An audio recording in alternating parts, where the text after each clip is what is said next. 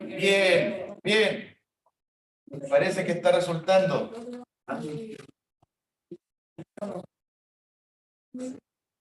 Mati. Vamos a agregar a Matías la. Varela. Varela. Sí, Varela. Ah, excelente. Ya lo doy, Mati. Muchas gracias por eso. No se preocupe. Damián. Buen día, ¿cómo están? Bien, ¿y tú? Qué bueno. Al fin ha resultado. Así que Muy bien. podemos estar acá. Vamos a poner ahí la pantalla completa para que todos te aprecien muy bien. Y bueno. Muy bien. Según lo que veo, estás con la señal un poco baja, pero no hay problema. Ya. Pero tú te ves excelente. ¿Ya? Ahí me veo, muy bien. Me veo. Sí, se queda como a veces un poquito pegado, pero se te escucha y se te ve, que es lo importante. ¿Ya?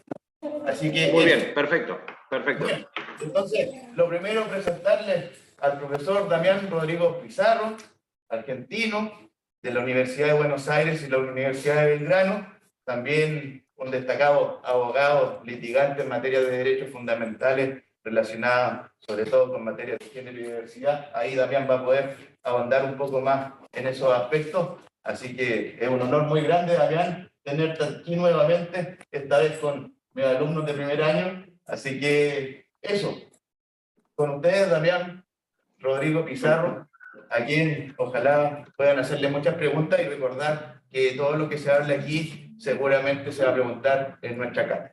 Damián, adelante, por favor. Bueno, muy bien, bueno, muchas gracias, Ulises, un entrañable amigo y por sobre todas las cosas también una persona a la que admiro y es un enorme gusto poder compartir con él una vez más, una nueva mañana.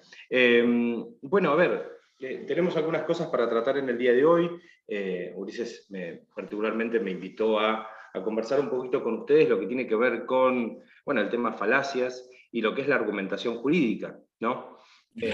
Bueno, cuando hablamos de argumentación jurídica también tenemos que entender que hay argumentación jurídica en todo, ¿no? Lo estoy haciendo yo ahora, lo hice hace un rato cuando no me podía conectar, entonces le argumentaba a Ulises mis problemas de conectarme y le mandaba pruebas, ¿no? Presenté mis pruebas al respecto, mostrándole fotos e imágenes para que él vea que yo estaba conectado. O sea, de alguna manera todos actuamos y trabajamos en base a lo que tiene que ver con la argumentación jurídica y por sobre todas las cosas con intentar demostrar al otro en que sea al otro, como en este caso yo, Ulises, o sea un tercero, ¿no? A un tercero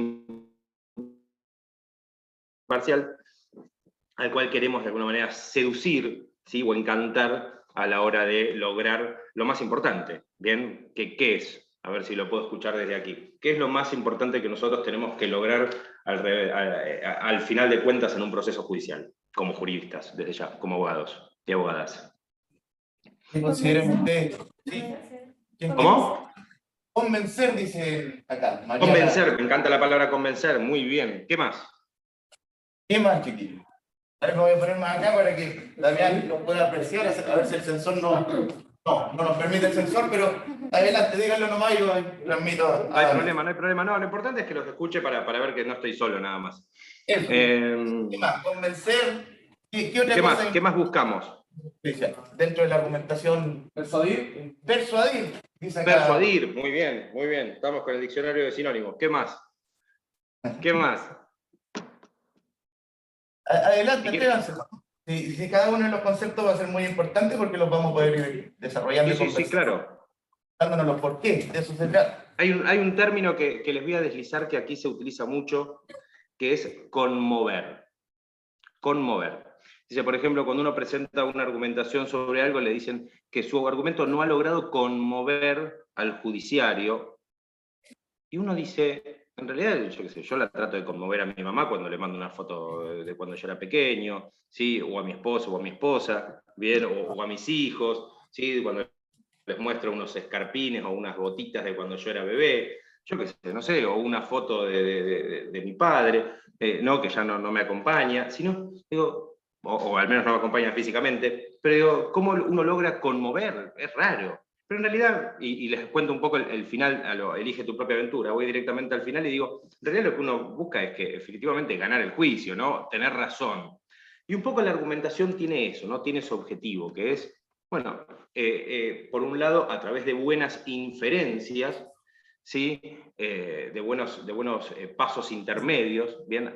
A fin de que el fin, en definitiva, justifique los medios, pero en realidad, como letrados, nosotros tenemos obligaciones de medio, pero en realidad nuestros deseos son de resultado, ¿no? O sea, decidimos estudiar leyes para obtener un resultado.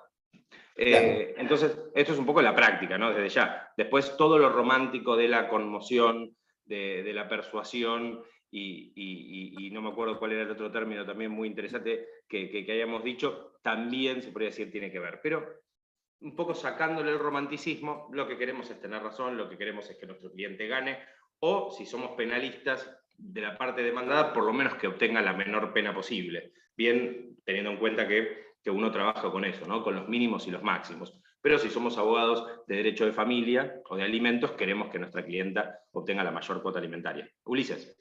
Sí, para los chicos, porque esta es una clasificación importante que les va a servir en los próximos 5 años de carrera, y tú deslizaste algo. A ver si a grandes rasgos nos podrías explicar de qué se diferencia una obligación de medio y resultado, y cuál es Muy la bien. obligación de la cual el abogado tiene que responder, y cuál es Claro. en realidad que debe conseguir.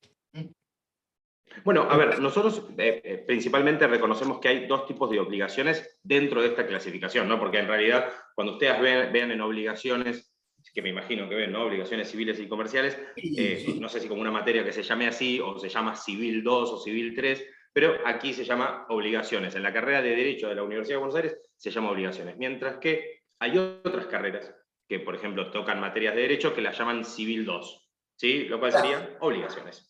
¿Está bien? ¿Allá cómo se llama, Ulises? Acá hay obligaciones, ¿cierto? Obligaciones. Muy bien. Perfecto. Todavía Entonces, más antiguo, más tradicional, el civil 2, que en realidad hace una mezcla entre muy bien. obligaciones. Muy bien. Entonces, cuando nosotros hablábamos de obligaciones, justamente lo que nos referimos es a qué. Bueno, en primer lugar, ¿sí? En primer lugar, ayudo con esto. Cuando yo hablo de obligaciones, justamente hablo desde el punto de vista jurídico. Bien, y entonces hablo de obligaciones jurídicas, no estoy hablando ni de obligaciones morales, sino de todo aquel vínculo jurídico, ¿sí? Que justamente nos constriñe, nos obliga, para no utilizar la misma palabra, ¿no? Nos compele a la necesidad de, por ejemplo, pagar una cosa, conforme obviamente a la legislación vigente, ¿sí? Esto de pagar es en sentido amplio, en realidad yo puedo hacer una permuta, por decirlo de alguna manera, ¿no? Entonces tengo la obligación no de dar un dinero, sino de realizar una tarea, de entregar un bien que, ¿sí? Acá es muy común ver un auto en la calle con un cartelito que dice vendo o permuto. ¿Qué significa? Bueno, que la persona quiere que alguien le pague el precio por ese vehículo y entregar, ¿sí? La propiedad, la titularidad de ese bien, o bien, a cambio de ese bien, prefiere que le sea entregado tal vez otro bien de uso o otro bien de valor que le pueda ser de utilidad, como puede ser otro vehículo, yo que sé, una vivienda, o bien, no sé, un cuadro, ¿sí? Un cuadro de algún pintor famoso, ¿sí? O puede ser un libro del profesor Ulises Medina Álvarez, tranquilamente, bien a cambio de un vehículo último modelo. Pero, o una camisa, ¿no? Que al profesor Ulises Medina le gustan mucho las camisas, yo siempre se las halago bastante. Así que esto se los recomiendo, solamente lo quiero hacer sonrojar un poco a través del barbijo. Bueno, entonces, obligaciones. Las obligaciones nos dan esto, ¿no? Nos dicen que son un vínculo jurídico, bien, como dato vital, bien, justamente entre dos o más personas. ¿Sí? Por eso hablamos en principio de bilateralidad, pero existe también la posibilidad de que haya una multilateralidad en las obligaciones, y que va a darnos, por un lado, lo que es un deudor, bien, y del otro lado un acreedor. Esto suena como muy económico, muy financiero, pero le damos ese término, bien, porque es mejor decirlo de esa manera que decirlo en latín desde ya. Pero digo, nos ubica, se podría decir, en esa posición. Hay uno que debe, desde el momento en el que esa obligación es exigible, ¿sí? Y hay otro que es el acreedor, que es el que, de alguna manera, necesita satisfacer esa necesidad, satisfacer ese crédito que tiene, bien, y lo puede hacer de diferentes maneras que la normativa obviamente le va a reconocer, ¿sí? A través de un proceso judicial, una constitución en mora previamente o no, ¿sí? Bueno, ese tipo de cosas. Pero respecto a lo que son las obligaciones de medio y de resultado, nosotros reconocemos en principio que hay dos tipos de obligaciones. Repito, hay un montón. Pero digo, las obligaciones de resultado son aquellas en las cuales el deudor, ¿sí? O sea, el sujeto pasivo en la relación, es el que de alguna manera tiene que satisfacer o garantizar, mejor dicho, que el resultado va a ser, ¿sí?, el que indicó al inicio de la relación. O sea, yo te prometo, ¿sí? O, perdón, me comprometo a abonar en la fecha tal o a entregarte un cuadro de mi propiedad, o no, un cuadro de tu imagen, ¿sí? O una foto, o un vehículo de tal modelo, de tales características. Estamos yendo al resultado, bien, precisamente a lo que nosotros nos obligamos al momento del inicio de la relación. En cambio, las de medios tienen que ver con otra cosa, tienen que ver con que yo voy a emplear todas las actividades potencialmente aptas, ¿sí?, para alcanzar un resultado o ese resultado que yo me comprometí. Por ejemplo, si yo me refiero a una obligación de resultado, digo que me comprometo, por ejemplo, a un cuadro específico o me comprometo a un bien específico. Esto es un ejemplo de tantos que podría haber, o a la entrega X de una cantidad de dinero. En cambio, una obligación de medios es la que tenemos nosotros los abogados y abogadas. Nosotros nos comprometemos a realizar todas las tareas posibles para ganar el juicio. Yo no le puedo decir a mi cliente, ¿sí?, por más que sea el mejor cliente y por más que me pague muy bien, no le puedo decir, yo te prometo que este juicio lo vamos a ganar. Yo le puedo expresar 1001 veces mis voluntades, mis intenciones, mis deseos, ¿sí? Y por sobre todas las cosas, puedo hasta empatizar con la causa, a lo cual a uno cuando trabaja en derecho de familia le pasa mucho, ¿no? O cuando trabaja en causas de violencia doméstica o violencia de género, pasa mucho, ¿sí? O por ejemplo cuando tenemos una mamá que necesita por sobre todas las cosas el sustento, o tenemos un papá que fue impedido del contacto, o una mamá que fue impedida del contacto, o un papá que necesita el sustento. Entonces digo, todo ese tipo de cuestiones, bien, uno puede empatizar y decirle, yo te entiendo, yo me pongo de tu lado, ¿sí? Eso no nos quita, eso no nos saca, la abogacía no nos hace de acero, bien quirúrgico. Lo que nos hace justamente es que por un lado podemos mantener nuestros sentimientos, pero por el otro lado ser lo más objetivos posibles. Terminó bien para trabajar y mucho sería la objetividad, pero bueno, no nos da la clase de Ulises, ni tampoco creo que nos da el año más o menos para hablar sobre objetividad. De hecho, sin ir más lejos, ayer hablaba sobre el problema de la objetividad, por ejemplo, Ulises, en el programa de Diálogo Abierto de Serena TV, allí para Chile, y para Coquimbo Channel, justamente con nuestra compañera Natalia Moreno, con quien justamente le decía lo difícil que fue generar objetividad en los chilenos y chilenas a la hora de votar por el proyecto, ¿no? Por votar el proyecto de constitución. Entonces, ahí falló de alguna manera la objetividad porque muchos fueron a votar negativamente porque pensaban que estaban votando en contra del gobierno, cuando en realidad la Constitución trascendía a este gobierno porque es una Constitución. Justamente la Constitución es el límite al poder del Estado, ¿no? Es una carta de derechos y por sobre todas las cosas un escudo para todos y para todas. En cambio, muchos creyeron, seguramente, ¿sí?, aquellos adeptos a tal vez otra ideología política, o que tal vez son contrarios al gobierno, que en realidad le estaban votando en contra, bien, a Boric. También hay otros que no, hay otros que pensaron que en realidad estaban votando a favor de Boric, o sea, lo cual también está mal, ¿no? Pensar que un proyecto constitucional es por el gobierno que tenemos por 3, 4, 5 años u 8 años, si son prorrogables y demás. En realidad una constitución, imagínense que si la última constitución chilena es de 1980, claramente, ¿sí?, la Constitución no es de un gobierno, sino que es de los chilenos y las chilenas. Bien, lo mismo en el caso de Argentina. ¿Por qué Argentina tarda tanto en reformar su Constitución? Bueno, efectivamente, porque no solamente están las cuestiones políticas de por medio, que son muy importantes, sino también porque es muy difícil alcanzar un consenso, bien, cuando una sociedad está muy diversificada. ¿Sí? Imagínense cuando encima está muy separada, como en el caso de Argentina, que tenemos una grieta que, como yo decía ayer, ya es un cañón del Colorado, porque nos divide mucho más que lo que podría dividir una cordillera. Bueno, a nosotros nos divide la ideología política, la relación con los medios de prensa, nuestra mirada respecto, por ejemplo, de la justicia. Si estás a favor de la justicia, es como que te encolumnás más o menos, no a favor de la justicia, pero digo, si no tenés una mirada tan crítica a favor de la justicia, estás como encolumnado de un lado. Si tenés una mirada crítica, claramente entonces estás a favor de otro. Bueno, es una cosa muy rara, bien, que está pasando en nuestro momento, que también queda fuera de esta clase, ¿no? Pero respecto a lo que venía diciendo, entonces, si yo tengo una obligación de medios, lo que hago es hacer todo lo posible, ¿sí? En palabras llanas, ¿no? Desde ya, seguramente, jurídicamente hay maneras más lindas de decirlo, pero efectivamente lo que yo voy a tratar de hacer es de generar que este resultado, ¿sí? Que este resultado se dé. Pero no puede, tal vez no se da. Bueno, yo como máximo lo que voy a tener que probar, como yo decía recién, Ulises, estoy haciendo todo lo posible para conectarme, es, bueno, probarlo. Entonces le mando una foto a Ulises diciendo, mira, Ulises, no puedo hacer otra cosa. Ya me conecté, mira, entré al código, entré a entré al otro, ¿no? Y Ulises preocupado porque decía, no, bueno, pero se va a hacer tarde. Bueno, yo hice lo que pude, ¿sí? Hasta acá llegué, no puedo hacer otra cosa. ¿Qué hago? ¿Querés que genere otro Zoom? Bueno, ya tal vez sería mucho, porque lo estaría obligando a él a conectarse a un Zoom mío. Bueno, se entiende, ¿no? A veces está lo humanamente posible y a veces está lo que nosotros tenemos que hacer como profesionales.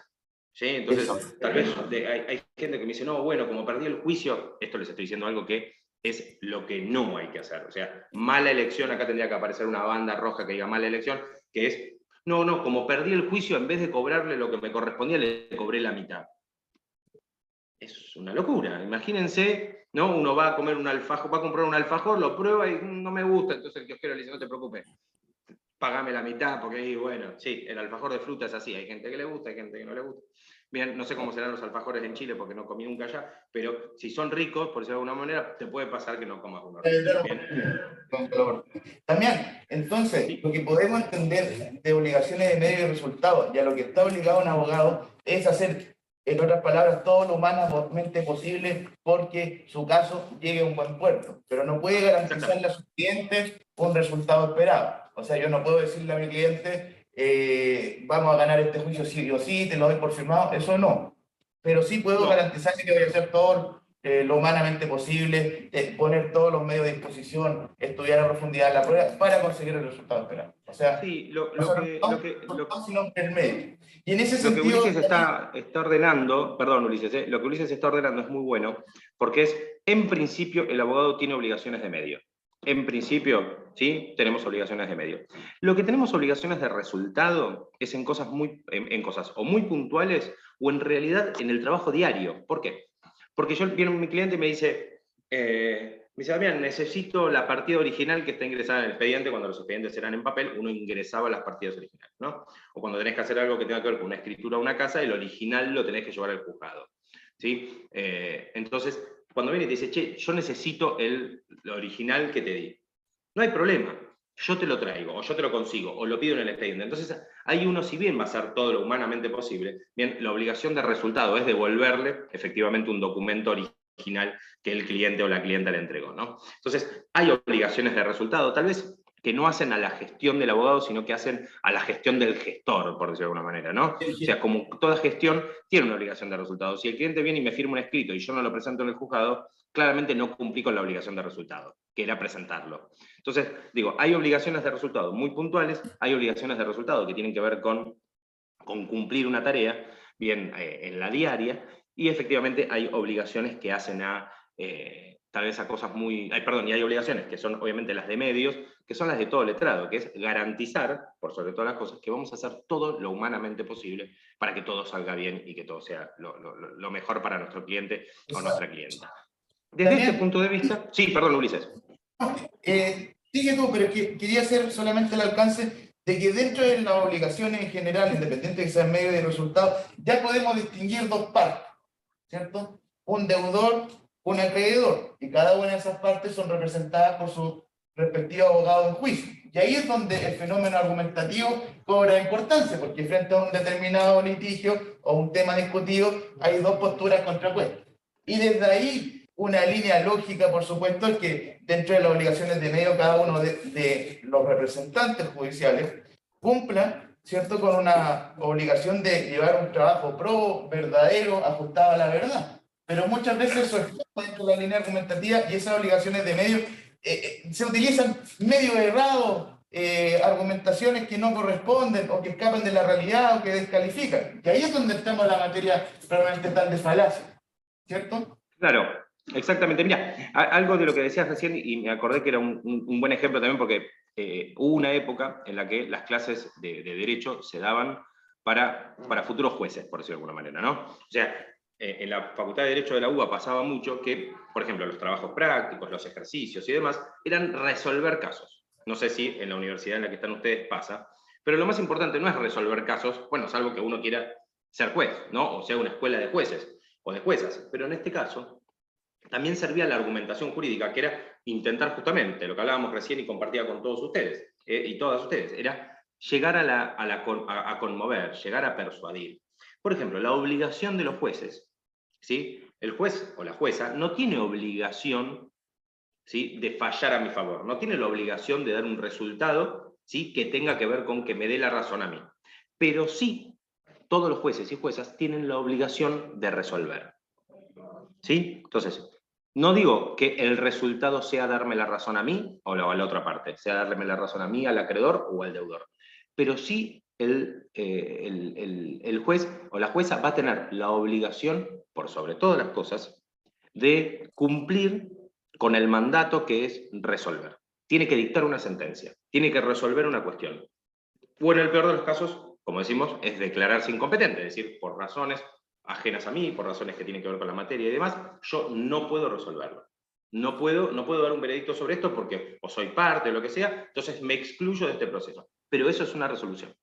¿Está bien? Esto era un ejemplo que me había quedado, perdón, Ulises, en cuanto al medio y al resultado, que me pareció que era atinente. Bien, en cuanto a lo que tiene que ver con las falacias, y esto sí ya es adentrándonos, cuando nosotros googleamos o buscamos en el diccionario, automáticamente nos dice que la falacia es un engaño o una mentira. ¿Sí? De hecho, sin ir más lejos, la Real Academia Española lo define como un engaño o una mentira que se esconde bajo algo que en realidad en un principio podría ser verdad, pero en realidad hay una falta de verdad. Hay una serie de memes respecto si uno quiere graficar la falacia, con una serie de sombras, bien, respecto de lo que una falacia genera, bien, que parece una cosa pero que es otra, bien, algunos hemos visto que algunas hasta son una figura que dice, bueno, ¿qué ven aquí? Ven una mujer joven, una mujer mayor, o en realidad son diferentes rasgos, depende de cómo lo miremos, bien, y hasta se utilizan para la psicología, bien, de decir, bueno, si en realidad ves a una mujer grande, a una mujer joven, o a una mujer más mayor, en realidad tu mente, o tu esto, lo otro. Entonces, no vamos a entrar en esto, quédense tranquilo, no lo voy a psicoanalizar, pero sepan que de alguna manera las falacias o los engaños, tal vez, o mejor dicho, esto de la falacia como engaño, bueno, está vinculado justamente a eso, a que uno puede prima facie, ¿no?, de primera vista, ver las cosas de una manera, pero que en realidad esconde, se puede decir, otra cosa que no es como lo primero, no necesariamente es un engaño o no necesariamente es lo contrario, sino simplemente no es lo que uno ve, ¿no? El ejemplo de la mujer, lo que yo le decía es, bueno, yo veo una mujer, efectivamente la mujer, mediante ciertos rasgos que yo estoy tomando, es otra cosa. Bien, una falacia es justamente un argumento que en principio parece que es válido, pero no lo es. Bien, ¿por qué? Porque justamente algunas falacias son, como decía recién, generadas con la intención de la persona, son falacias intencionales, ¿bien? Y hay otras que obviamente tienen que ver con la falta de intención, y puede ser por una falta de deber de cuidado, ¿bien? O sea, no hay una intención realizadora de una falacia, sino muchas veces lo que hay es un descuido, ¿sí?, que no es atribuible a la persona. Sí, obviamente va a ser la persona responsable de haber dicho o hecho una falacia, ¿sí?, o haber generado ese engaño, pero no de alguna manera con su intención, sino tal vez, bueno, porque no se dio cuenta, como un error, como tantas cosas, ¿no? Los famosos errores exculpantes, es decir, bueno, me equivoqué, no lo pude hacer de otra manera. Otra cosa que también es importante es, a la hora de nosotros hablar sobre falacias y argumentación jurídica, como dije al principio, ¿sí?, después de todo este largo introito, nos encontramos con que en realidad nosotros podemos tener tanto falacias y argumentación jurídica en nuestra labor diaria, ¿sí?, en nuestra labor de juristas, como abogados o abogadas de parte, o también como jueces o juezas, ¿bien? O sea, en las sentencias, aunque ustedes no lo crean, puede haber, ¿sí?, una falacia en las sentencias. ¿Por qué? Bueno, porque las sentencias primero están hechas por seres humanos, ¿sí? Segundo, porque provienen de una labor que en teoría está basada en una previa de trabajo a partir de una normativa jurídica. Bien, entonces el Poder Legislativo promulgó una norma y se entiende que esa ley, se puede decir, es clara, es precisa, es legible y por sobre todas las cosas entendible. Y después parece que, bueno, a la hora de yo ponerla en práctica, bueno, parece que los términos jurídicos que se utilizaron en la norma nos pudieron llevar por distintos caminos. Entonces, estamos ante una problemática que en principio parte desde la norma, ¿bien? Y después, a la hora también, no solamente de la norma en sí, del texto, sino también que puede ser a través de la interpretación. O sea, yo puedo cometer una falacia interpretativa, ¿sí?, a la hora de llevar esa norma a la realidad. Bien, esto es algo muy común, es algo muy común. De hecho, hay leyes, se podría decir, que tienen, se podría decir, lecturas, o que se las ha leído, se las ha tratado, de maneras hasta les diría antagónicas. Por un lado, se ha dicho, no, mirá, la norma en realidad quiere decir esto, y después, se podría decir, años después o meses después, se llegaba a conclusiones que en realidad la norma iba para otro lado. O mismo la utilización de signos de puntuación en las normas, ¿sí? Durante años se dijo que el matrimonio entre personas del mismo sexo estaba prohibido en Argentina, como en tantos otros países que no pueden dos personas del mismo sexo o mismo género contraer matrimonio. Sin embargo, en Argentina lo único que decía, lo único que había era, se puede decir, una coma que generaba que, obviamente, una lectura propositiva hacia la prohibición, obviamente nos llevaba a todos a decir, no, claramente no se puede casar un hombre con un hombre o una mujer con una mujer. Bien, entonces tuvo que venir una ley que lo corrija eso, pero la ley lo corrigió en los últimos 12 años, por decirlo de algún modo, no es que estamos hablando de mucho más. En cambio, la intención o las marchas del orgullo, los deseos de las personas, de los hombres y mujeres, y también ahora, bueno, con un estallido, en el buen sentido lo digo, ¿no?, pero con una diversificación en cuestiones de género, nos lleva a que hoy por hoy el matrimonio está permitido para que todos y todas puedan, se podría decir, acceder a ello, ¿no? Todas, todos, y aquellas personas que no se correspondan o que no se sientan ligadas o reconocidas en un sentido binario. Justamente a la hora de la interpretación, y sobre esto quería hacer un principal hincapié, se ha hecho, se podría decir, han adquirido los jueces un rol bastante fundamental a la hora de interpretar principios constitucionales y lo que son las leyes, ¿no?, que en su consecuencia se han dictado, lo que se llaman leyes secundarias. ¿Bien? Secundarias obviamente porque están por debajo de la Constitución y son creadas en base a procesos que se generan a través de lineamientos establecidos por la Constitución, ¿no? Entonces, la argumentación jurídica, justamente a la hora de analizar decisiones judiciales, se ve a la hora de la justificación.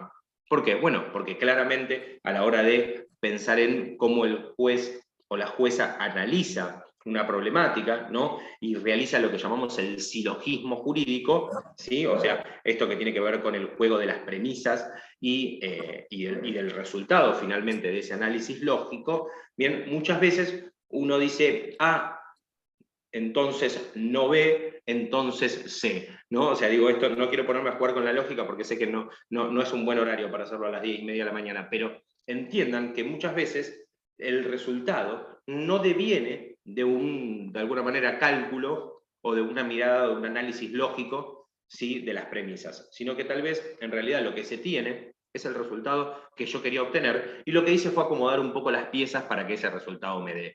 Bien, esto nos pasaba, no sé si ahora les pasa a los chicos y chicas que hicieron matemáticas hace poco, pero cuando nosotros hacíamos un análisis, un ejercicio, capaz que nos pasaba que la maestra o el maestro o profesor o profesora nos decía, el resultado es correcto, pero vos llegaste al resultado de una manera rara, porque en realidad acá tenías 3 manzanas más 2 manzanas, vos volviste al árbol, contaste la cantidad de ramas, la dividiste por 4 y llegaste al resultado correcto, pero en realidad lo que tenías que hacer era sumar las manzanas, nada más. Era algo bastante fácil. Bueno, yo me la compliqué, pero llegué al resultado.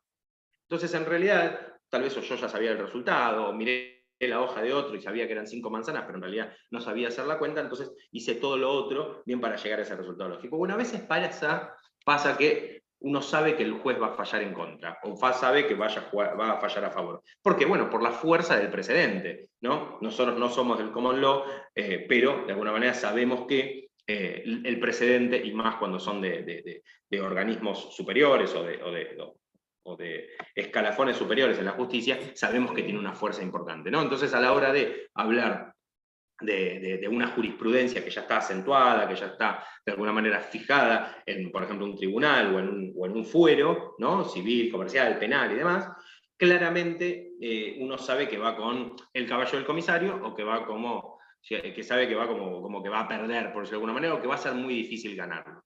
Entonces, en realidad uno ya sabe, y a veces los jueces, por ejemplo, hacen algo que tiene que ver con anticipar el resultado, ¿no? Dicen, ante todo anticipo que no compatibilizamos o que no consideramos que la postura realizada o afianzada por la parte actora, bien, o por la parte que inicia este proceso, o por la parte denunciada, bien, no es de nuestro agrado. Por consiguiente, ¿sí? Adelantamos que el resultado va a ser tal. Y después de alguna manera explican, en lo pronto, nosotros entonces nos bastó para perder, por decirlo de alguna manera, leer los primeros párrafos. Lo cierto es que después nos encontramos con, bueno, toda una argumentación que efectivamente podría no ser, de alguna manera, lógica o que podríamos estar ante una falacia. ¿Por qué? Bueno, porque es la interpretación, ¿sí? A la hora de justificar una decisión judicial, bien, justamente muchos se han sofisticado, bien, de esta manera, ¿no? Anticipando resultados y demás, y tal vez queriendo llegar a ese resultado a través de premisas que no son validadas. A la hora de, a nosotros, se podría decir, entrar aún más en lo que tiene que ver con el ámbito de la actividad judicial, ¿sí? Obviamente hay todo lo que tiene que ver con los derechos objetivos y subjetivos, bien, y los métodos argumentativos y demás, que esto tiene que ver ya con una cuestión mucho más teórica y tal vez un poco aburrida, bien, pero sepan que la práctica, ¿sí? Judicial como una actividad que está relacionada, bien, con, por un lado, hechos reales y obviamente también situaciones complejas que están alrededor de eso, no solamente supone que existe una actividad lógica, ¿no? Que uno tiene que hacer después una deducción metodológica, y pasa por ahí, ¿no? Esto de decir, bueno, tiene que haber un método, bien, y tiene que haber una deducción, ¿no? Entonces, si yo veo, se podría decir, toda la cuentita, bien, que yo les comentaba antes, yo digo, bueno, acá dice que lo que nosotros dijimos le parece real, pero no hay pruebas al respecto. Lo que dice de la otra parte es que le parece que, no sé, que no tiene razón, entonces, bueno, estamos más cerca, se puede decir. Entonces, en una deducción prima facie, se puede entender cuál es el resultado lógico y cuál es el resultado de esa argumentación. Normalmente, ustedes se imaginarán que toda nuestra tarea como letrados, y la tarea también de los jueces y juezas, tiene que ver, ¿sí?, con analizar situaciones complejas. ¿Por qué? Bueno, porque las normas no son específicas, ¿no? Las normas son normalmente postulados genéricos, bien, y mucho más, por ejemplo, una norma constitucional, imagínense, o un tratado internacional. Normalmente son de situaciones que son muy genéricas, que no van a la cosa puntual, y probablemente se generen inconvenientes a la hora de, bueno, analizar un caso concreto a la luz de una norma genérica. Pero lo que sí es importante es tratar de, que ante una situación muy compleja, lograr la mayor cantidad de elementos de convencimiento, ¿no? Esta conmoción, convencimiento, persuasión, ¿bien? Y esto lo vemos siempre, y acá cuando Ulises hizo mi presentación, por decirlo de alguna manera, se refirió a mi labor, ¿no? A mi labor como abogado y como defensor de los derechos fundamentales. Lo cierto es que yo, ¿sí?, cuando tengo que enseñar derechos fundamentales en una universidad como la Universidad de Belgrano, bien, donde la materia de derechos humanos ni siquiera es obligatoria, es muy difícil, ¿no?, de enganchar, por decirlo de alguna manera, generar affectio societatis de los alumnos y alumnas cuando la materia no es obligatoria. Entonces, pero lo que yo les explico principalmente es que los derechos humanos, ¿sí?, al igual que hablaba hace un ratito sobre la Constitución y el proyecto constitucional y el plebiscito, que les puede no gustar el proyecto, pero la idea de reformar una Constitución es una traza que va desde aquí. Yo estoy tratando de dibujar una línea recta, bien, que va por el medio de la pantalla. Traza, si quieren hasta en diagonal también, pero traza todas las materias jurídicas. Entonces, yo veo los derechos fundamentales, bien, en todos y cada uno de los casos. Bien, por ejemplo, voy a hablar sobre un caso de una persona que se llama Adriana. Bien, Adriana es una persona que tenía una propiedad, ¿sí?, que tiene una casa, mejor dicho, y sus vecinos, ¿sí? Uno puso un aire acondicionado que era muy ruidoso, el otro hizo una construcción no validada o que de alguna manera tenía problemáticas a la hora de filtraciones y demás. Ella automáticamente no pudo, ¿sí? Por una cuestión de que tenía problemas para conciliar el sueño y por ese gran ruido que tenía un aire acondicionado, nunca pudo llegar a un entendimiento con su vecino. Entonces lo que hizo fue decir, bueno, no voy a vivir acá, prefiero alquilar en otro lado y esa casa la pongo en alquiler. Pero el problema no se solucionó. ¿Por qué? Bueno, porque efectivamente la vecindad se complicó también para sus inquilinos, entonces ella no pudo hacer un verdadero y un real uso de su propiedad, derecho que estaba amparado por la Constitución.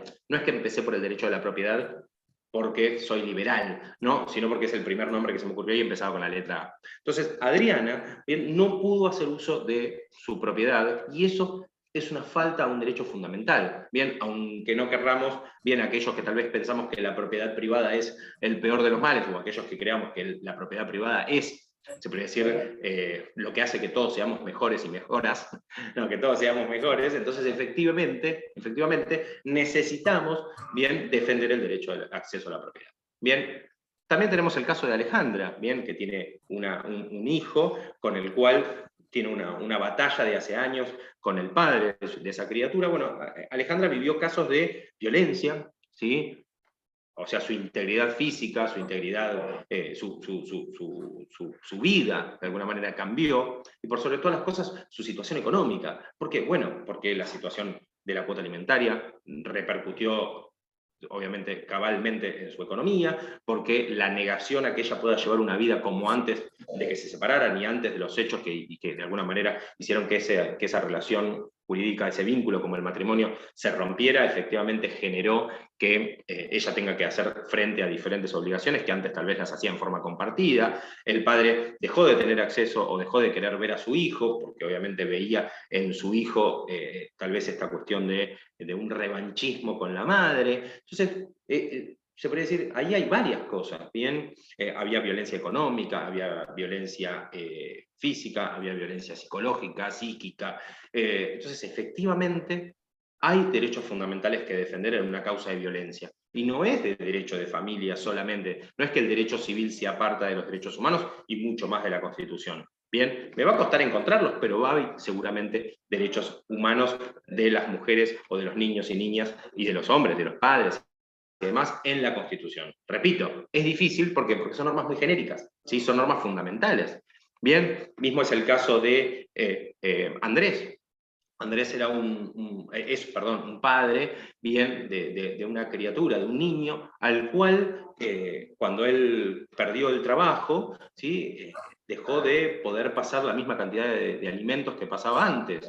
¿Y qué pasó? La madre, como de alguna manera enojada con él por esta situación, o porque creer que en realidad él llevaba otra vida y que le estaba negando el alimento para su hijo, lo que hizo fue negarle el acceso, impedirle lo que nosotros llamamos aquí impedimento de contacto. ¿Sí? O sea, lo que sería, por un lado, el régimen comunicacional de bienes, del régimen comunicacional de un padre con su hijo o hija, en este caso se vio interrumpido por la madre. Bien, este síndrome de alienación parental es muy común, bien, que se da a la hora de romper un vínculo del matrimonio o de una pareja, y efectivamente lo que genera es también, ¿no?, una afectación a un derecho fundamental, que es no solamente el de tener contacto con mi hijo, sino también el de participar en su vida, y el de, se podría decir, cooperar o participar de su plan de vida, ¿no? Cuando nosotros hablamos de los niños y niñas, hablamos de plan de vida, y eso lo dice la Constitución al momento que habla de la posibilidad de un futuro, de un progreso y demás. Entonces, bueno, traído un poco a la realidad y traído un poco al lenguaje de los años del siglo XXI, justamente nos referimos a que, bueno, es necesaria que los niños y las niñas puedan tener un plan de vida. Bueno, ese plan de vida justamente se ve acompañado bien en la medida de que pueda contar con la colaboración de sus progenitores, de sus familiares, ¿sí?, de sus afines, bien, y eso también es materia, obviamente, el principio de derecho de familia y también de derecho civil, y constitucionalmente hablando, y de los derechos fundamentales. Y voy al último ejemplo, y discúlpame, Ulises, si me pasé un poquito. El caso de Blanca. Blanca era una empleada de un centro de estética, una peluquería, no sé cómo se llama allí, Y ella, por un hecho que inentendible, ¿no? Cumpliendo sus tareas y demás, empezó a recibir como de alguna manera un acoso laboral, ¿no? Lo que llamamos aquí acoso laboral, mobbing, bien, y eso se podría decir generó en ella, bien, problemas de salud. Bueno, ¿qué hizo la justicia hace tan solo unos días? Hace tan solo unos días, y me gustaría después hasta compartirles una parte de la sentencia. Entendió, relacionó, unió los puntos, unió los cabos, la justicia, en esto de la argumentación jurídica que hablábamos antes en el contenido de las sentencias, ¿sí? Unió los puntos y llegó a la conclusión de que había un nexo de causalidad entre el maltrato laboral, primero hubo que mostrar que había un maltrato laboral, ¿sí? Y de eso nos encargamos, de probar que había maltrato laboral, unió, linkeó para llegar al otro, que era efectivamente la afectación a la salud. Entonces dijo, acá había mobbing, acá había un acoso laboral, había un daño moral, y encima, ¿sí? hay resultados que de alguna manera ligan, ¿sí? el accionar del empleador con la situación de la empleada.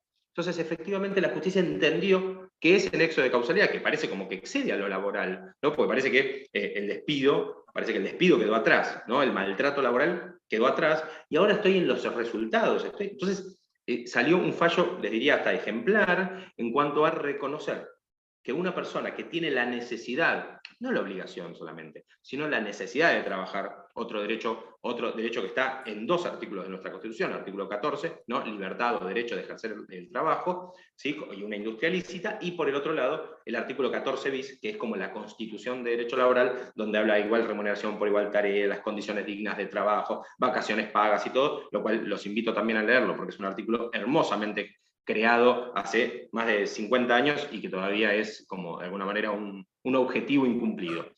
Pero lo importante de esto es que fue necesario unir esto. Entonces, derechos fundamentales, ¿sí? Chicos y chicas, bien, hay en todas las materias, y nuestra tarea, como jueces, como abogados, como consultores, como asesores, es siempre, principalmente, garantizar el cumplimiento, el cuidado, la protección de los derechos fundamentales, bien, y lo vamos a utilizar siempre. Entonces, tiene que ser la base de nuestro razonamiento, no el final. No decir, bueno, para mí es... No. Tiene que ser la base de todo raciocinio. Disculpen si me pasé por la hora, la verdad es que esto obviamente me interesa y mucho, me fascina, me apasiona, así que espero que lo hayan disfrutado tanto como yo. Muchas gracias. Muchas gracias a ti, Daniel. Un aplauso. Muy agradecidos, como siempre, Damián. Y bueno, como les decía a los chicos, hay algunos aspectos de lo que ha hablado hoy día que sin duda también van a ser evaluados. Así que para que pongan especial atención, la clase va a estar a disposición. Así que eso es lo importante de lo hablado hoy día. Damián nos lleva a aspectos bastante prácticos, lo que vamos a estar hablando en las próximas semanas con respecto a las falacias, considerando además de que nuestros contenidos para la cátedra van a llegar hasta esa materia probablemente. Así que, como nos pasamos un poquito, 15 minutos démonos de respiro, ¿ya? Para que puedan ahí conversar y descansar. Y un abrazo muy grande hacia Argentina y un abrazo a Damián. Muchas gracias, que estén muy bien. Un gran abrazo para todos y todas. Gracias, Damián. Cuídate mucho. Nos vemos. Chao, chao. Y si puedes, algunos aspectos que hablaste de la Constitución argentina y del fallo que también nos habías comentado. Sería bastante bueno. Les voy a mandar todo, prometo, después hacemos si quieres un punteo y repasamos todo, pero tanto aquí como cuando subamos el video va a estar a disposición de quienes quieran asistir y quienes quieran ver todos los documentos que les compartí. No hay problema, muchas gracias, y ahí después en la tarde nos contactamos. Que esté muy bien. Bueno, chao, Damián, cuídate. Hasta luego. A retomar la clase, retomamos entonces, y ahora van a exponer sus compañeras sobre el discurso de Corazón Valiente. Lo mismo que le pregunté a Fernanda, no sé si ustedes quieren previamente proyectar el discurso o comenzamos nomás. Ya, vamos entonces. Pueden comenzar. Pía, Viviana, Keila, Noemí y María. Bueno, nosotras elegimos el discurso de la película Corazón Valiente. El discurso que seleccionamos de carácter persuasivo, ya que William Webb convenció con sus palabras a ciertos individuos para que no se rindieran ante la guerra con los ingleses.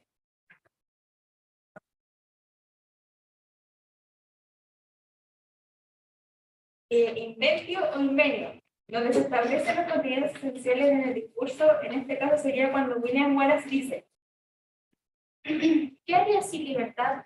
Volvería al tiempo atrás por una oportunidad, solo una oportunidad de volver al tiempo atrás para regresar aquí y decirles a nuestros enemigos que pueden tomar nuestras vidas, pero nunca nuestra libertad.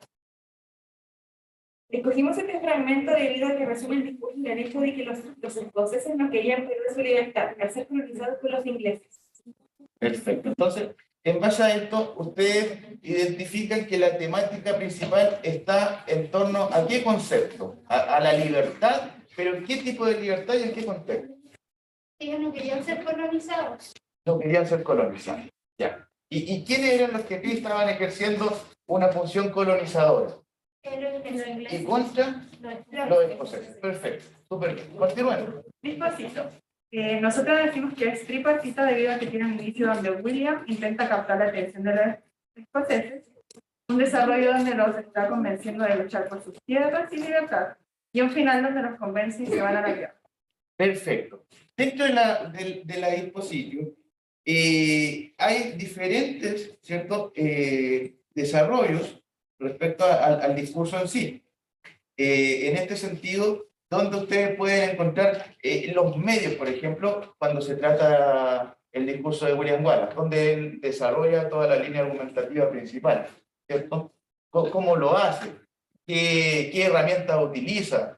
¿A qué sentimientos acude respecto a sus interlocutores? ¿Y qué efecto también producen ellos? ¿Cierto? ¿Qué podríamos decir respecto a este punto? Que el primero intenta capturar su atención, porque ya todos se estaban yendo, como que estaban, por decirlo, se sentían ya derrotados con la guerra, como que ya estaban decididos a ellos ya no luchar. Entonces, él intenta captar su atención y empieza con su discurso, que igual es conmovedor por el tema de la libertad, de que no se rindieran, como un discurso más persuasivo. Ya.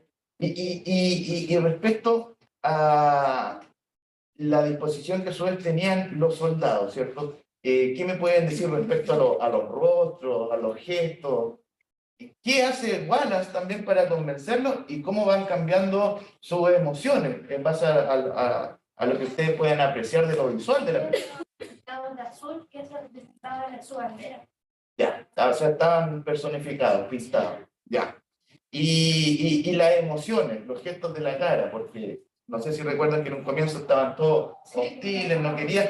¿Cómo fue ablandándose este ejército para hacerle caso a este personaje?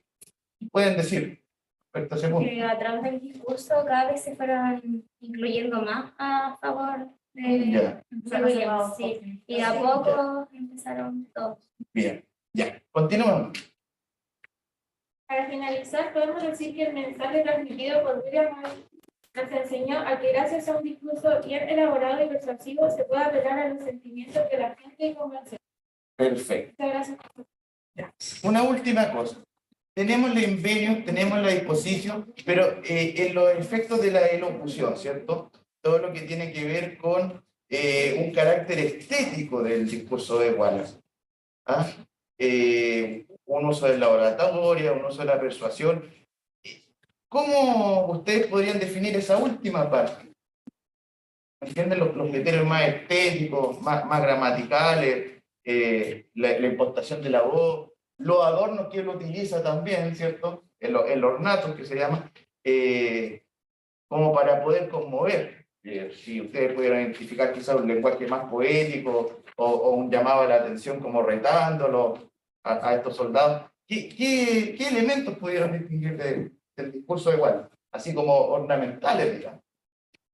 Él primero usó como la simpatía, lo hizo de reír, que primero, para poder captar su atención. Ojo con eso, sí, ¿cierto? Usó ahí como un pequeño chiste, Sí. porque hubo un soldado que le dice, ¿y tú cómo? Tú no eres William Wallace, tú eres un enano, ¿cierto? Y ahí él acude al humor, ridiculizando poco menos al otro que lo había desafiado, pero se ganó a través de la simpatía. Hubo una forma de entrar, ¿cierto? Eso está súper bien que lo haya identificado. Y después, cuando empieza un discurso más emotivo, ¿con qué frases o en qué momento ustedes pudieron distinguir esas emociones? Cuando dijo lo de la libertad, y Ya. ellos se querían ir sin haber luchado siquiera, no importaba si morían, lo importante era tener su libertad. Bien, Como que él ya entender también de que si no iban a morir ahí, igual iba a ser más adelante porque los iban a volver a buscar. exacto. Y él apela también de que ellos van a estar en el lecho de muerte, entonces está apelando a una emotividad, está apelando a su propia muerte y al hecho de que se iban a sentir traicionados por ellos mismos, ¿cierto? Y entonces apeló a una condición humana, inevitable que es la muerte. Entonces, cuando uno muere, vienen muchos pensamientos de lo que hizo o no hizo, y él apeló precisamente a eso.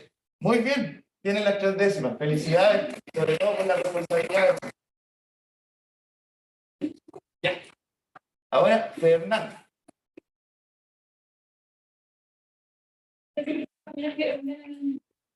De todas maneras, si usted... Sí. Veámoslo. Es un discurso bien especial. Ya. Vamos a partir entonces con la proyección del video del discurso.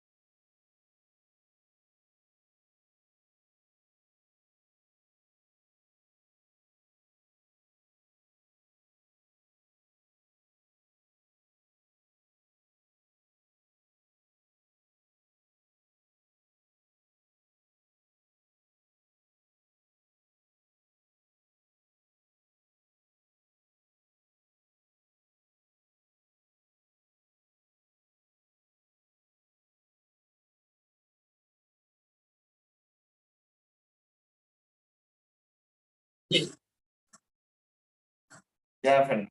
Puede comenzar.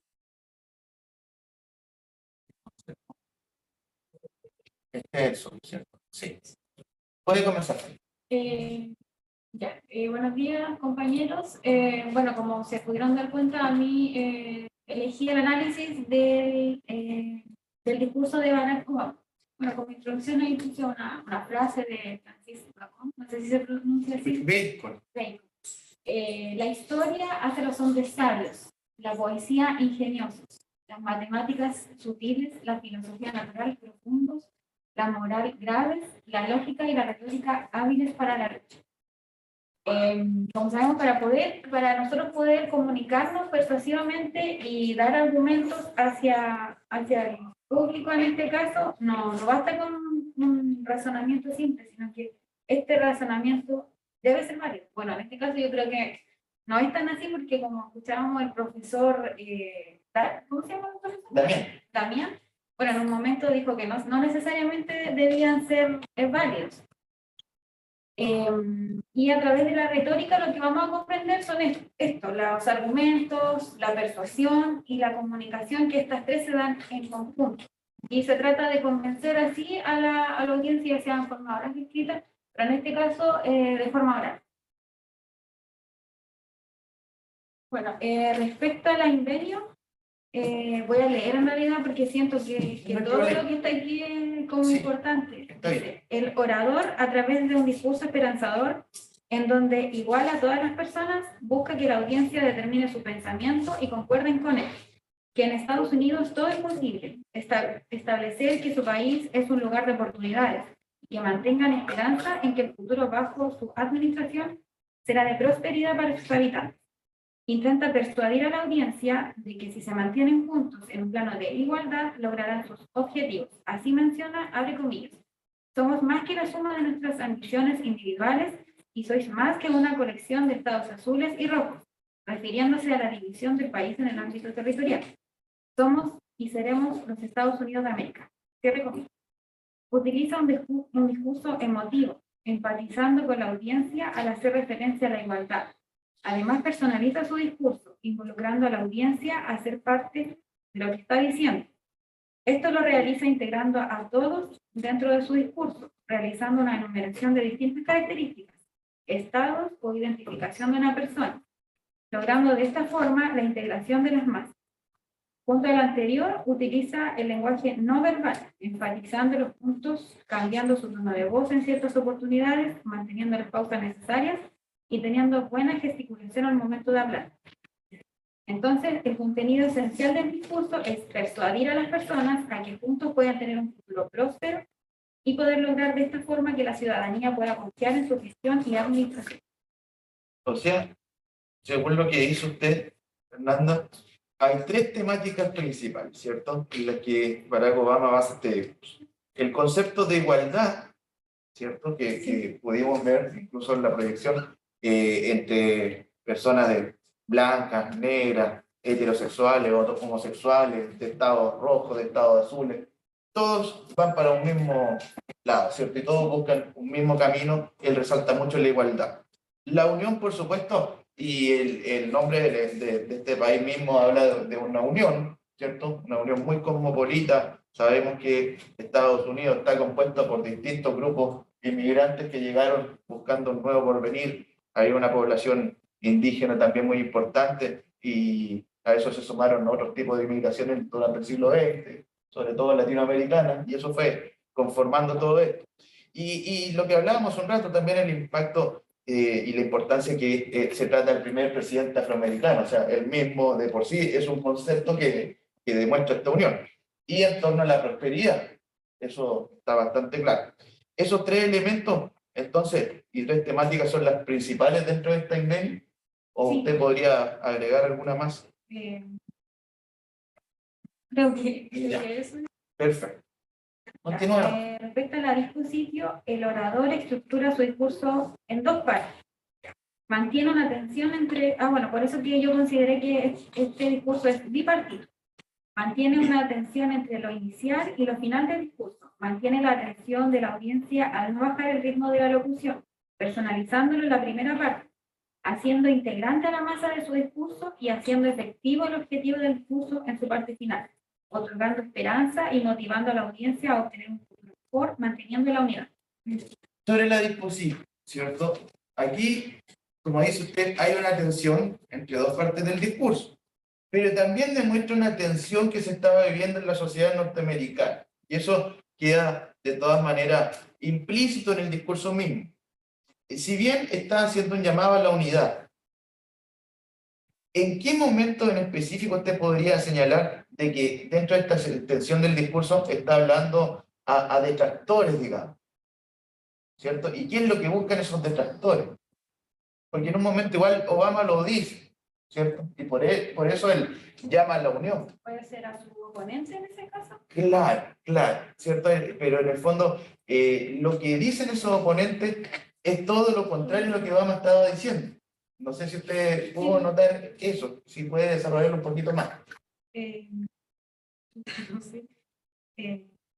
Claro, pues como se trata de la retórica, estaba tratando de persuadir a su público que lo que él estaba tratando de proyectarle era la verdad, puede ser, lo correcto. Y la unión en definitiva, ¿cierto? Porque estaba hablando precisamente de que hay grupos que fomentan una desunión, ¿cierto? Que dicen, no, ellos son afroamericanos, son demócratas, son pro-homosexuales, y nosotros vamos por una tradición, ¿cierto? Y entonces, eso es lo que estaba generando y generado históricamente en América una segregación. En este caso, Barack Obama, independiente de las desigualdades que tuviesen las personas, podía existir una unión. Claro, ¿cierto?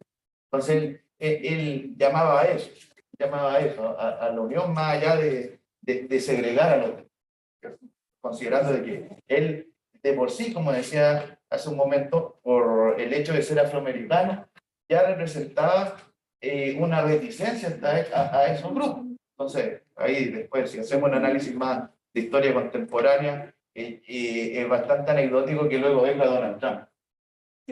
Que Donald Trump precisamente tiene un discurso supremacista, un supremacismo blanco. Ya, continúa. Y en cuanto a la elocución, desde el punto de vista gramatical, utiliza un lenguaje correcto. Evita utilizar palabras incorrectas en la construcción de su discurso.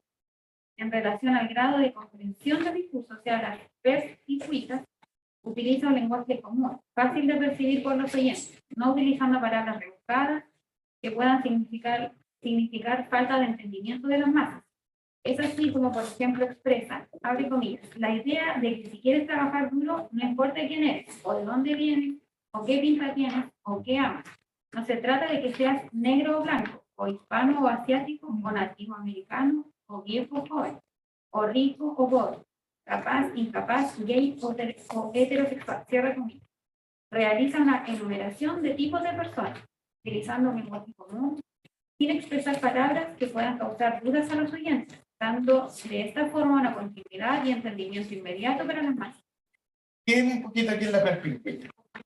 Fernando, entonces, en base a lo que estamos hablando, acá lo que desarrolla Barack Obama es un lenguaje simple.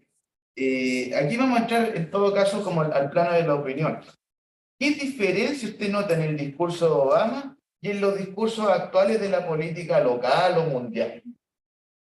Se habla hoy desde un lenguaje simple, de un lenguaje entendible, sobre todo, no sé, pues, en el último plebiscito o a lo que Damián hablaba hace un ratito atrás, que quizás se usan términos muy técnicos, muy complejos. ¿Ha podido usted distinguir algunas situaciones donde se ha caído en una complejidad a la hora de hablarle a los oyentes? Eso puede ser, yo creo que igual tratan de romantizar un poco el lenguaje, y eso hace que en este caso el público no tenga el entendimiento total de lo que ellos quieren proyectar, o incluso también no entenderlo y entenderlo de una forma totalmente distinta a lo que ellos quieren explicar. Claro, claro, exactamente. Entonces, Obama lo que hace es hablar en simple, porque le está hablando a todos. Entonces, no tan solo se queda en una noción del discurso teórico, ¿cierto? No habla de igualdad por hablar, sino que lo expresa, lo vive y lo siente, a tal punto de que en la misma forma en la que estructura su discurso, lo hace de una forma que todos lo pueden. En un lenguaje muy simple, muy claro, y que quizá en el día de hoy falta desarrollar ese lenguaje para que todas las personas, independientes de su nivel educacional, estado socioeconómico, diversidad, sexo genérica, etcétera, puedan entenderlo, ¿cierto? Y puedan no tan solo entenderlo, sino que sentirse parte. Puede ser lo que pasó también con el tema actual, eso de la Constitución, ¿Ya? que no se reflejó, bueno, independiente de la Constitución, pero Claro. cada uno haya votado, quizás no hubo un entendimiento total de lo que decía el texto en sí. Exacto. Y de hecho, aquí adelantando un par de cosas, estoy hablando respecto a este tema con mi maestro, el profesor Rabinowitz, que también es maestro de Damián, director del programa de doctorado, acerca sobre todo del concepto de plurinacionalidad. Entonces, si no tenemos nociones en la sociedad chilena siquiera de cuáles son los elementos de la nación y en qué se diferencian de los elementos del Estado de la patria, que de hecho el primer acercamiento que tienen ustedes a ese concepto es a través de derechos políticos, ahora recién, pero el 98% de la población chilena no sabe distinguir siquiera qué es la nación, la patria o el Estado. Entonces, hablarles de plurinacionalidad quizás es algo muy complejo, ¿cierto? Por citar algo, ¿ya? Y así hay otros conceptos más, que quizás no eran muy digeribles por el común de las personas, y eso sí puede haber influido bastante en que ese nosotros que se busca generar con un discurso no cuajó, ¿no? Yo creo que ese es el punto que primero hay que aprender a educar a la población, pero de la base, tampoco se pueden... Exacto. Tampoco se pueden emplear al tiro de herramientas complicadas que no vamos a entender, incluso nosotros que somos estudiantes todavía no entendemos bien. Exacto. O personas que también ya son profesionales y han estudiado estos temas, no lo pueden describir tampoco. Sí, sí, algo que pasa. De hecho, a él mismo le pasa. A él mismo le pasa. Y bueno, seguramente lo vamos a tener por acá de visita también. Es algo que estamos conversando. Continúa nomás, perdón. Y respecto a la estética del discurso, o sea, por nato se utiliza un lenguaje sencillo, no manifestando recursos literarios en las ideas planteadas por el locutor. Así, para el planteamiento de sus ideas, lo realiza de un modo directo, menciona al orador. Abre comillas. Tú puedes hacerlo en América, si lo quieres intentar. Creo que podemos ver este futuro juntos. Cierra comillas. Directo y sencillo. Distinto hubiese sido si, por ejemplo, utilizara el recurso de la comparación o símil y lo expresara diciendo, abre comillas, tú puedes hacerlo en América. Como los árboles crecen en comunión en un bosque frondoso. Podemos ver un futuro en comunión. Es como lo que hablábamos del párrafo anterior. Claro. No trata de confundir a la gente Con palabras con mucho adorno, rebuscadas, ¿cierto? Si se da cuenta, en sus dos ejemplos, uno es muy claro, simple, directo. Pero también está la alternativa 2, que es la que pone usted al final, que se refiere a un lenguaje más poético, más sentimental, pero que es muy difuso. Quizás es bonito así en el papel, pero la gente quiere las cosas claras, Claro, que se claro, entiendan. exacto. Es como discurso muy presente en la política, la puerta giratoria, etcétera, que en realidad Puede ser para un libro, que sí, o un libro de Baradit, ¿entiendes? Que también. Que son más poéticos y todo lo demás, pero que en la profundidad del contenido no se produce la conexión. Entonces, quizás lo que nos enseña Obama con este discurso, que hay que hablarle a la gente de forma clara, directa, pero bastante simple. Y eso es democracia al final.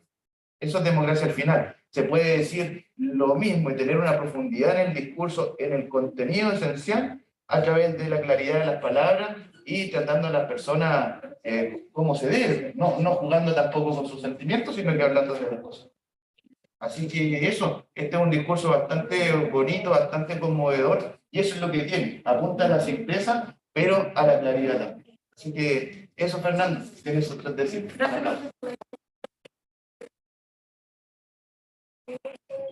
¿Alguien más? ¿Alguien más? Ya. Bueno, lo importante es que si no pudieron hacer el trabajo por diversos motivos, especialmente todo lo que tiene que ver con que tenían otras evaluaciones, no se queden con las ganas ni pierdan la oportunidad. Son 3 décimas y como decía en el primer módulo, no creo que nos alcance el tiempo para poder hacer un trabajo de esta magnitud de nuevo. ¿Ya? Seguramente los que vienen más adelante van a ser más simples y a su vez van a tener una sola décima para el examen. Y esto igual los favorece bastante y aprovechan de reforzar estos contenidos de la retórica. ¿Ya? Eso. Así que, como tenemos la pausa académica la próxima semana, si alguno de ustedes quiere presentar para la clase del 27, ningún problema. Ningún problema, pero eso es lo ideal, que ojalá todos puedan participar, no pierdan la oportunidad. Esto se hace precisamente para poderlos ayudar. ¿Ya? Bueno, y en el rato que nos queda, yo creo que vamos a estar 10 minutos nomás con esto para poder liberarlo antes. Nosotros habíamos quedado en la clase pasada en la construcción y evaluación de los argumentos, ¿ya? Y estábamos hablando de las relevancias e irrelevancias, ¿cierto? Entonces, dentro de la evaluación de los argumentos, estábamos un poquito más.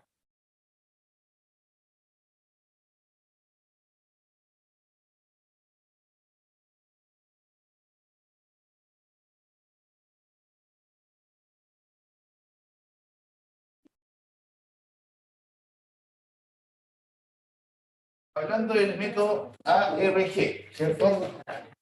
Y dentro de este método había 3 grandes premisas, que en cada una de esas premisas nosotros nos íbamos haciendo distintas preguntas para poder comprobar si nuestro argumento era bueno o no.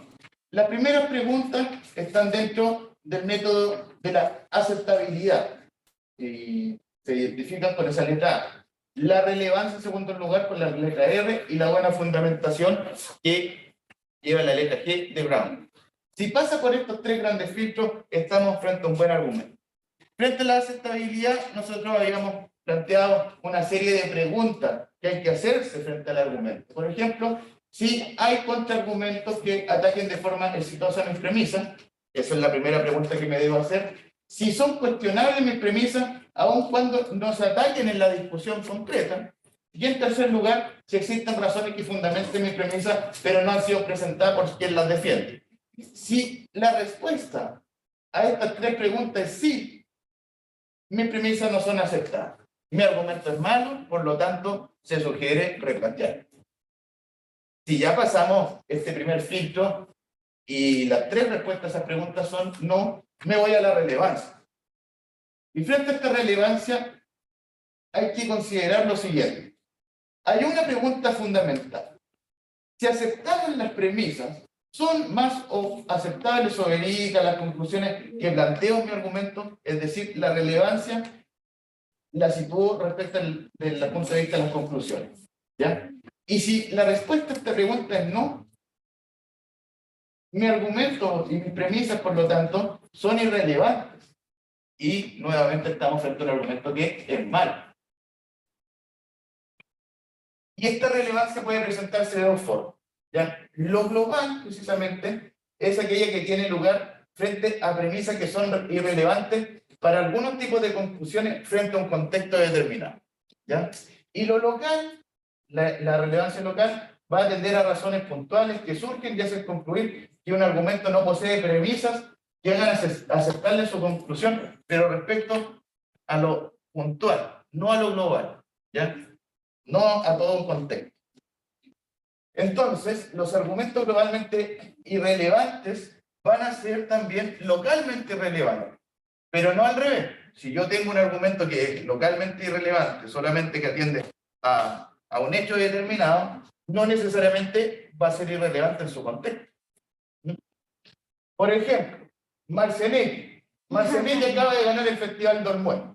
Por lo tanto, también va a ganar el Festival de Viña. Claro, puedo ver eso respecto a distintas experiencias, que si se presentaron primero en Olmué, otros artistas ganaron en Viña, pero eso no necesariamente va a ser así. Entonces, si nos damos cuenta, en este argumento, la premisa es irrelevante para la conclusión, porque no necesariamente es seguro que si Marcianetti gana en el Festival de Olmué, va a ganar en el Festival de Viña. Pueden pasar muchas circunstancias, puede que los jueces cambien entre un festival y otro, pero si nos damos cuenta, aquí es donde se produce el problema, de que damos por cierto que por haber ganado un festival, necesariamente va a ganar otro. Y eso no necesariamente es así. ¿Ya? Aquí, en este ejemplo, la relevancia global, porque atiende un contexto y un contexto de festival, ¿cierto? Un contexto artístico, y en ese sentido, aquí es donde se produce la irrelevancia, ¿cierto? No necesariamente por ganar en Olmué va a ganar Viña, a pesar de que puede ser un artista muy querido. Y un ejemplo de irrelevancia local es el que se da de valoración en los testigos de un juicio determinado. ¿Ya? Lo que dice un testigo en un juicio puede ser globalmente relevante respecto a las conclusiones de ese caso, pero hay circunstancias que son conexas, que son accesorias al juicio mismo, que son propias de la vida. Y eso puede influir en lo que declara un testigo. Por ejemplo, las relaciones de amistad o enemistad que puede tener un testigo respecto de una de las partes. Si yo como testigo soy amigo de quien me trajo, puede ser de que mi testimonio no va a ser lo más fehaciente, lo más real, lo más concreto. Voy a tratar de beneficiarlo. O del mismo modo, si yo soy enemigo de la contraparte, voy a tratar de destruirlo y quizás exagerar las cosas o decir algunas mentiras o todo lo demás. Entonces, si se llegase a descubrir en un juicio, y acá en civil, de hecho, tenemos la institución de las tachas, donde por amistad y enemistad se puede descartar la declaración de un testigo, esa amistad o enemistad va a hacer incluso que ese testimonio pierda peso y que pueda perjudicar directamente el resultado del juicio, pero atiende a ese juicio localmente. Puede ser que ese mismo testigo vaya a declarar en circunstancias parecidas en otro juicio, o en un juicio colectivo, donde no tenga una relación de amistad o enemistad con las partes, y ese testimonio va a ser concreto e incluso puede ser bastante relevante para resolver el juicio finalmente. Pero si se llega a descubrir en un caso concreto de que existe esa relación de enemistad o enemistad, sí va a afectar la objetividad de lo que se está discutiendo. Este tipo de situaciones se llama el recusatorio, o undercutter, como le llaman los gringos, los americanos. La relevancia local, entonces, no va a producir efecto incluso en otros argumentos que se puedan ventilar en ese mismo juicio. ¿Ya? Pero respecto al tema planteado por ese testigo, sí va a producir incluso un daño. ¿Ya? Porque se va a intentar a través de ese testigo quizás manipular el juicio entero y puede afectar el juicio entero, no obstante que puede ser que lo que esa parte está defendiendo tenga la razón en definitiva, o que realmente eso haya pasado. Pero si se llegase a descubrir que ese testigo está ahí y tiene algún grado de influencia que va más allá de la objetividad de su testimonio, puede incluso hacer perder ese juicio. Entonces es bastante delicada esa relevancia a nivel local. Hay que tener mucho cuidado con esos detalles, ¿ya? Ahora, la buena fundamentación all-rounder. Ya habiendo pasado los filtros de relevancia, habiéndonos cuestionado la aceptabilidad, habiendo notado la relevancia analizada desde un nivel global o desde un nivel local, es bueno preguntarnos si las fundamentaciones son buenas. ¿Ya? La conclusión.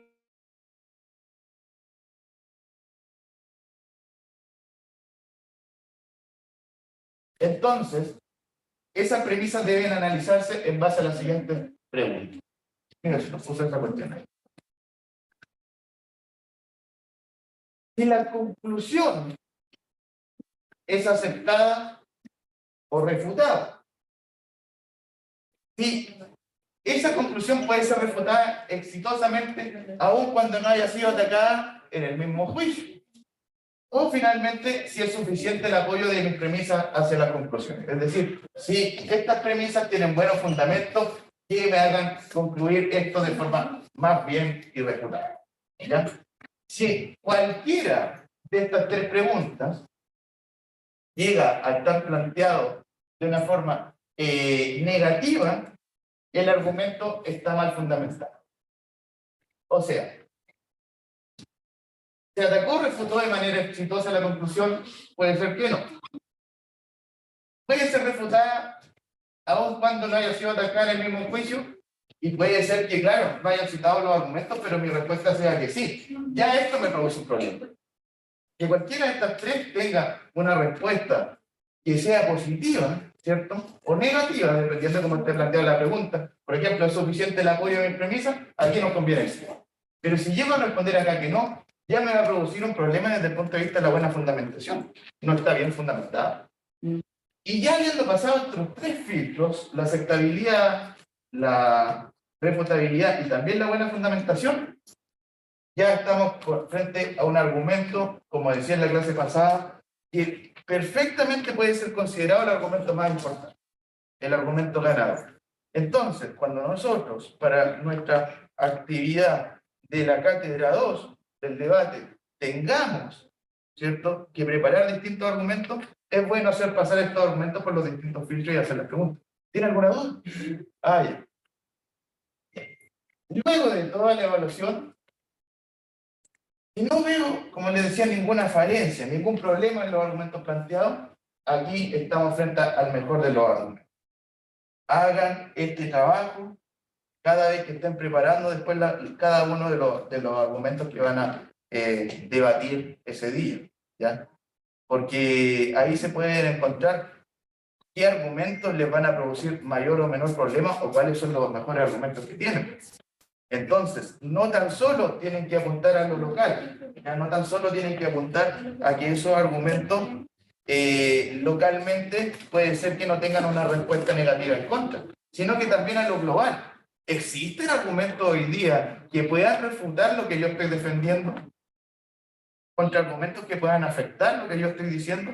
En ese sentido, si lo existe, es importante atender a cómo yo igual voy a reforzar eso a través de una buena contraargumentación. En ese sentido, es muy importante, por ejemplo, que traten de apuntar a, ojalá, los textos o fundamentos o pruebas más actualizados, ¿ya? Mientras más actual, mientras más novedosos sean las fundamentaciones que invoquen, datos estadísticos, ojalá 2020, 2021, mientras más novedosos sean, ¿cierto? Mientras más actualizados, mejor va a ser el poder defender esos argumentos, ¿ya?